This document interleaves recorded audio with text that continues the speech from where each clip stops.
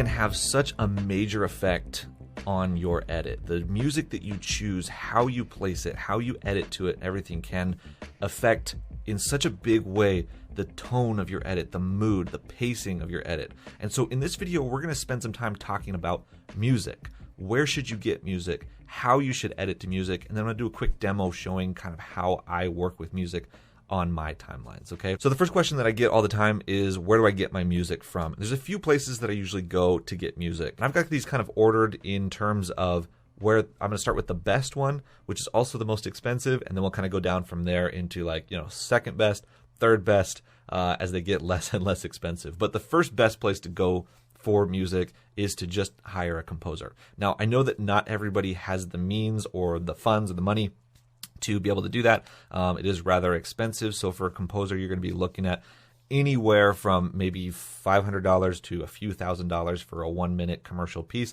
depending on the experience of the composer. So, it is cost prohibitive for a lot of filmmakers, especially beginner filmmakers.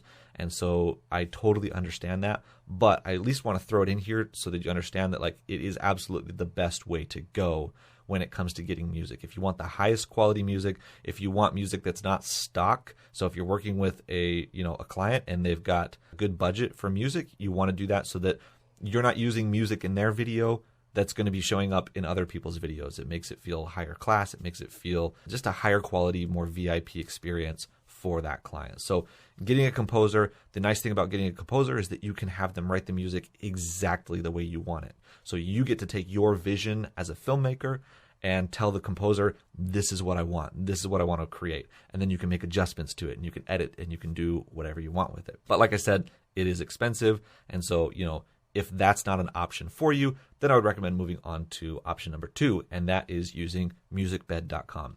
Now, of all of the stock music sites out there, which there are plenty of them, and we'll talk about a few more, MusicBed, I believe, is by far the highest quality. They do a really good job of curating their catalog, only working with really talented artists. They don't just take music from anywhere. It's literally a very curated catalog that they make sure to just work with the best musicians who write the best music, and it's a really high quality catalog. That being said, it is also more expensive than other ones. So on MusicBed, you can usually get a single license, depending on whether it's individual or personal or for a wedding, or if it's commercial, from $300 to $500 per track. And then I'm sure it can go up from there if you get into really heavy licensing and stuff. But they do also have a subscription plan. So if the subscription is better for you, it is $99 a month to access to all of their library. And so you can, work with that as well. Now, if that's too expensive for you, if that's not really where you want to go, there are a couple other options. And then, so number 3 is I would look into artlist.io and soundstripe.com. These two sites to me are pretty comparable in terms of quality. I would put them maybe not as high quality as MusicBed, but still pretty darn good. So I use Artlist pretty extensively for YouTube videos, for course content, stuff like that that's not as important. I'm using a composer for all of my commercial films, and then MusicBed here and there, if I am working on a bigger project but either don't have the budget for a composer or am not able to find a composer to work with, I'll go to MusicBed for that. But for all my content and internet content and that kind of thing, I'm typically going to Artlist. I really like their catalog. For the price, it is very high quality. And then I think Soundstripe is right up there with Artlist, maybe a little bit less quality, but it's really all subjective, And so both of those are even more affordable than MusicBed. So you can get Artlist for $199 a year or Soundstripe for $149 a year. So they actually do yearly plans, and you do have to sign up for an entire year at once. But that's a pretty amazing price to have access to tons of music that you can use for whatever you want. So those are the few places that I go for music. Now, I know people will be wondering about what about Pond5 or Audio Jungle? And I know there are other sites out there. In fact, there are sites that offer music for free, and that's totally fine. Or, with those sites, it's $5 or $10 a track. I get that there's cheaper sites out there, but the quality is just not going to be the same. So if that's all you can do, then that's great. Having cheap music is better than no music. However, just understand that when you get into these higher price ranges, that's where the quality really starts to go to the next level. And that's going to make a big difference in making your edits feel legitimate and feel professional. Now, another question that I get all the time is, when you're editing to the music, do you start with the music or do you start with the edit first and then add music. So this really comes down to personal preference in a lot of ways, how you like to edit or how you like to work with a composer or work with music. But here's kind of some general guidelines on how I do it. So if you're working with stock music, let's say you're getting something from MusicBed, Artlist, Soundstripe, one of those, typically you're going to want to edit to the music. If you put together an entire edit, let's say you edit a short film or a commercial, and you edit the entire thing, and then you take stock music and you put it onto your edit, it's going to feel off, right? It's going to feel like you'll be able to tell as a viewer that this edit and this music were not made to be together. It's going to feel like you put together an edit and you threw music on top of it. I've seen people do this. It really doesn't look that good. It comes out looking, less professional. So if you're using stock music, it's always a good idea to pick the music first and cut up the music the way that you want it, and then edit your video to that music. Now, if you're working with a composer, you can go both ways. So in a lot of situations, I've worked with a composer where I will have my composer actually just write the entire track.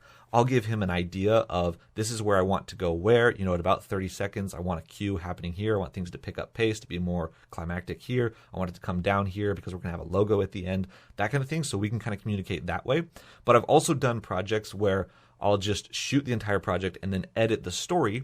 And usually ones that are more narrative-like, more movie-like, I'll kind of edit the story together and then go to the composer with some reference music, an idea of kind of what I want, and then have him write the music to the edit. Now, the advantage to editing to the music, so using stock music and then editing to it, is that you can kind of use the music as a guideline for your edit. So you can follow, if it's slower here, we're going to use some slower clips there. If it's faster here, we might use some more action-packed clips here. So you can kind of use that as an edit, which is nice. I really like editing that way. I think it comes from, I started out shooting music videos and editing music videos, and so I was always editing to the music. And so I think that that's where that comes from, is like that's my personal preference. But, there are situations where you want to work the other way.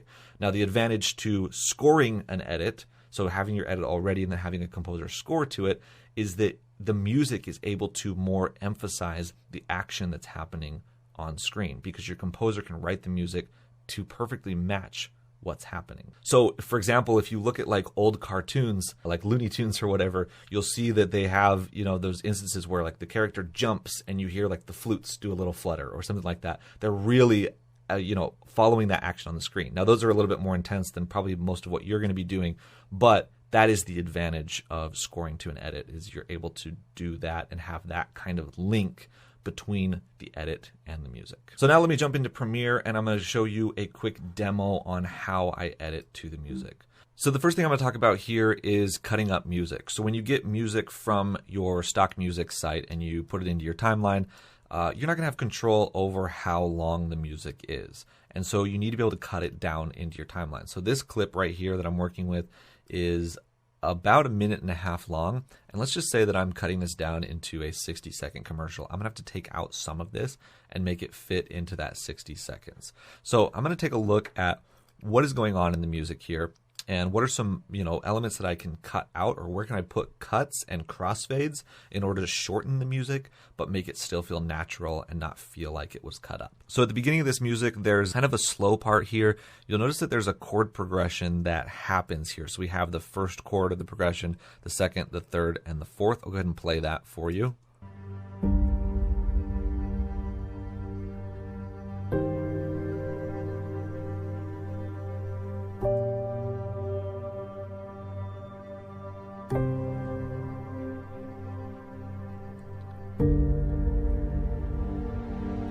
Okay, so then that chord progression starts over right there, and then some more strings come in. So it just picks up a little bit, but it's the same chord progression that kind of repeats.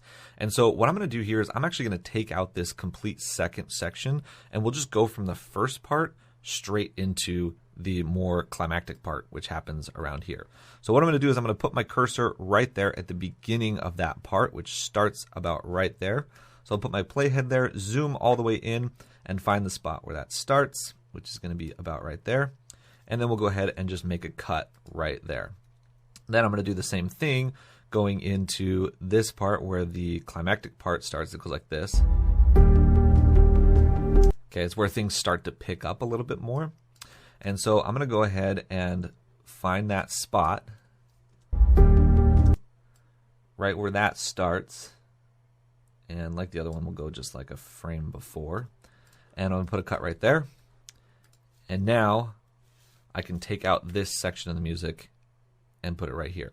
Now, we're not done yet, because if we just do a cut like that, it's going to feel awkward because the music doesn't actually flow like that. So it'll sound like this.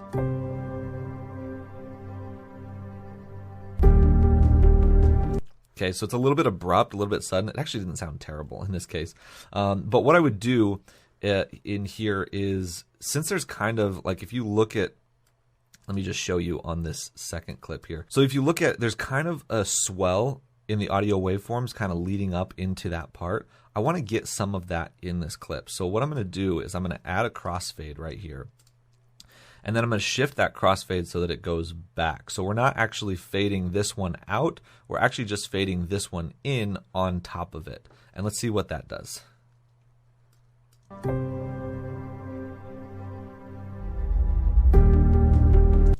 Okay, so it's maybe a little bit too long. So we can adjust that.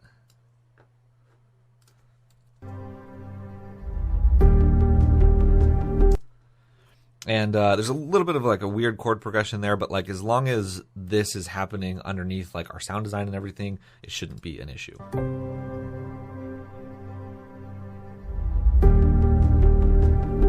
Okay, so then there's a nice lead up into that. Now, if you didn't want that sound effect, that swell kind of coming into it, you could just put your transition right here and then just make it really, really small, just a really quick crossfade, just to kind of clean up that sudden, abrupt sounding cut, and that'll sound pretty good too. So, sounding pretty good there. So now, just by taking that one piece out, we're now down to about, you know, 1 minute 13 seconds. We need to do one more cut. So we have this part. Let's kind of play through it here.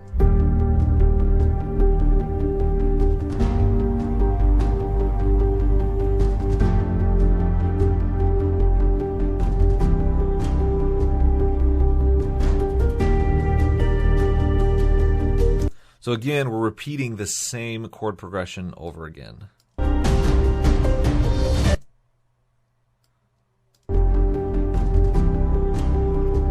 So what I'm going to do is I'm going to cut out that second section of that same chord progression and go right into the action-packed part of it. So let's find that spot.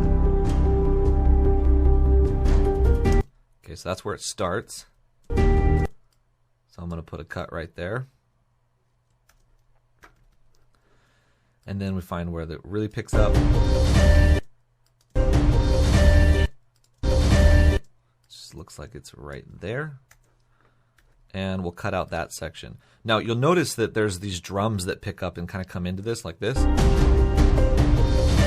I definitely want to still have those in there. So what I'm going to do here is do kind of like what we did earlier. I'm going to move this back here. And so that we don't have this abrupt transition, I'm going to add a crossfade and then shift it this direction.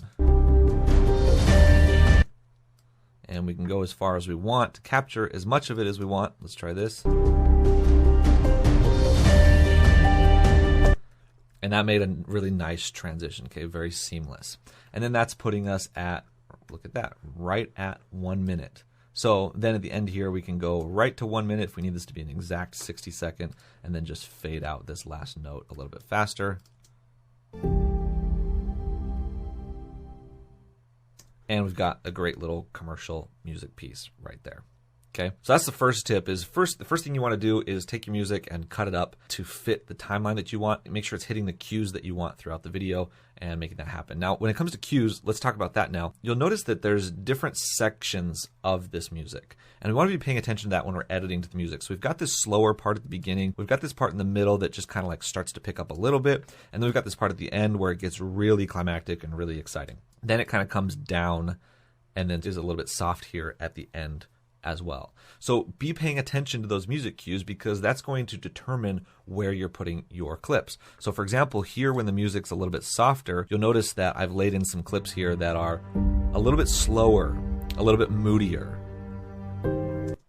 Right? So we've got our guy kind of just like hanging out, like not really doing anything yet. And then for these clips over here where, so for example, you see him like standing at the top of the mountain with his bike here. Well, where things actually start happening in the edit, we're going to look for this cue where the music starts happening. So then it's going to go like this. Okay, so when we feel that in the music where it starts to pick up and things are happening, we're matching that in the edit to put the things that start happening. He starts riding his bike and actually starts making things happen. The same thing here. We've got this really awesome lead up into this climactic part. So we want something really cool to happen there. I'm going to take this clip and we're going to set it right there on that moment, which is this nice slow motion clip. And let's see, let me get that place where I want it. Okay, so basically right when it goes into slow motion. So we have this clip that comes in quickly here, about right there. And then from there, we're going to cut to the slow motion version of it, about right there.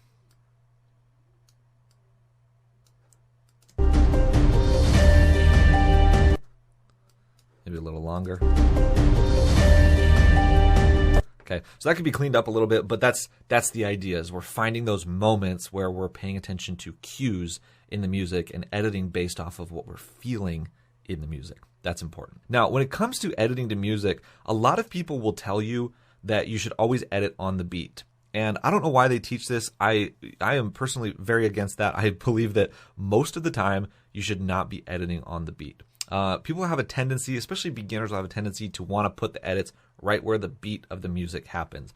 When you do that, it creates these very robotic feeling edits, where just everything just happens on the beat over and over again, where your clips are all the same length and you know, there's no variation in it, and it loses all of its natural flavor in the edit when you do that. So when you're editing, try to avoid editing on the beat when you're editing to music. So I'm going to show you an example of what happens when you edit on the beat. So I've got a clip right here, and notice that right when this piano note comes in, we've got an edit right there. And I want you to feel what it feels like, okay?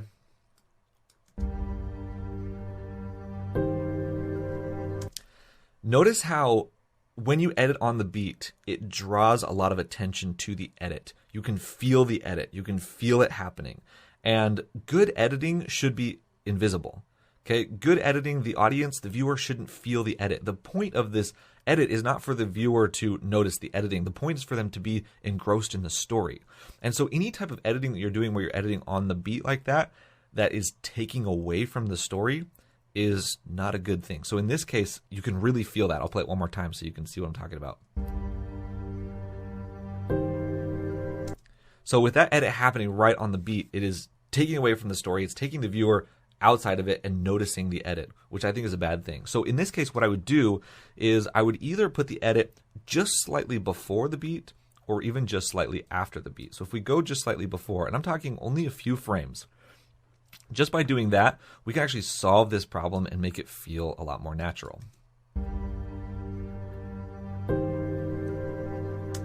Okay, I might even go a little bit further.